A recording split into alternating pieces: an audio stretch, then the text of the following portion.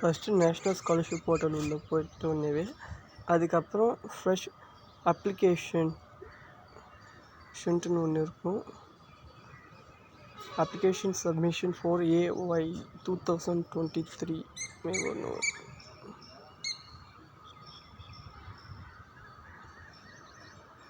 வந்துட்டுக்கப்புறம் fresh application click பண்ணதுக்கப்புறம் அது click பண்ண உடனேவே ஒரு ஆப்ஷன் உள்ளே போகும். அந்த ஆப்ஷனில் ஃப்ரெஷ் அப்ளிகேஷனுக்கு கீழே பார்த்தீங்கன்னா நியூ ஸ்டூடெண்ட் ரெஜிஸ்ட்ரேஷன்ட்டுன்னு இருக்கும்.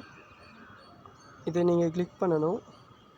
இது கிளிக் பண்ணிட்டதுக்கப்புறம் எக்ஸ்ட்ரா ஒரு லிங்க் உள்ளே போகும். கீழே இருக்கிற 2 டிக் பாக்ஸு டிக் பண்ணிட்டு கண்டினியூ கொடுத்தா நீங்கள் ஆதார் கார்டு வச்சுக்கிறீங்களான்ட்டு கேட்கும். ஆதார் கார்டு வச்சுருக்கிறீங்களான்ட்டு கேட்கும். அதுக்கப்புறம் நீங்கள் ஆதார் கார்டு வச்சில்லைனாலும் கேட்கும். அதுக்கப்புறம் ஐ டோன்ட் ஹேவ் அன் ஆதார்ன்ட்டுன்னு அது இல்லைனாலும் ஓகே தான். நான் ஆதார் வச்சுக்கிறேன்ட்டுன்னு போட்டுக்கிறேன்.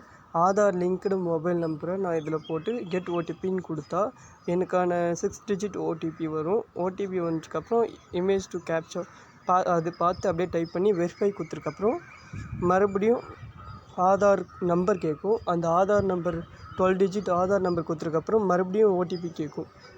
அந்த ஓடிபி என்டர் பண்ணிட்ட உடனேவே உங்களுக்காக ஒரு ஜென்ரேட் ஆகும் ஒரு ஐடி, ஒரு பாஸ்வேர்டு ஃபோன்லேயே வந்துடும் மெசேஜாக. அது எப்படின்னா அதுக்கப்புறம் மறுபடியும் இந்த பேஜ் ஓப்பன் ஆகும் அந்த கிளிக் பண்ண உடனேவே. அதுக்கப்புறம் நான் என்னோடய ஐடி அண்ட் பாஸ்வேர்டு போட்டதுக்கப்புறம் பாஸ்வேர்டு எப்பயுமே உங்கள் டேட் ஆஃப் பர்த் தான். அப்படியே கீழே கேப்சாவில் என்டர் பண்ணுற மாரி என்டர் பண்ணிடணும். என்டர் பண்ணிட்டு லாகின்ட்டுன்னு கொடுத்தா லாகின் ஆகும்.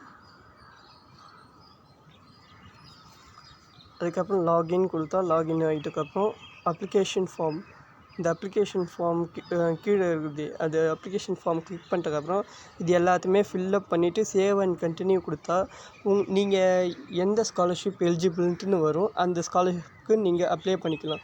அதுக்கப்புறம் பிரிண்ட் யுவர் அப்ளிகேஷன் கொடுத்தா நீங்கள் அது பிரிண்ட் பண்ணிக்கலாம் அந்த அப்ளிகேஷன் ஃபில்லப் பண்ணிட்டதுக்கப்புறம்.